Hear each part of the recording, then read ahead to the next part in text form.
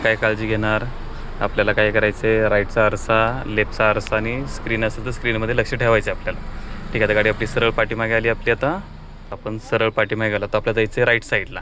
मग स्टेरिंग कुठे फिरवणार आपण? पूर्ण राईट साईडला. चला फिरून घ्या स्टेरिंगला पूर्ण राईट साईडला. आता फिरवलं. आता आपल्या गाडीचा मागचा भाग कुठे जाईल गाडीचा, आणि समोरचा भाग कुठे येईल? लेफ्ट साईडला येईल. बरोबर.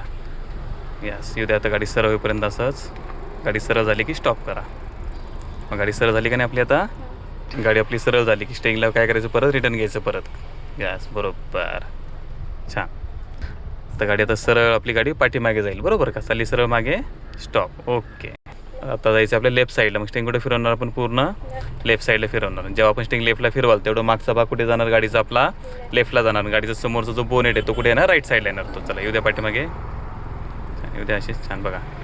तर मागचा भाग लेफ्टला गेला, समोरचा भाग कुठे आला गाडीचा? आपला राईट साईडला आला. गाडी तर सरळ झाली. ओके. आपल्याला काय करायचं, 2 राऊंड रिटर्न घेतले तर गाडी सरळ मागे जाईल आपली व्यवस्थित. यस, बरोबर. जेव्हाही लक्षात घ्यायचं, राईटला जायचं असेल स्ट्रिंग राईटला फिरवायचं, लेफ्टला जायचं तर लेफ्टला फिरवायचं.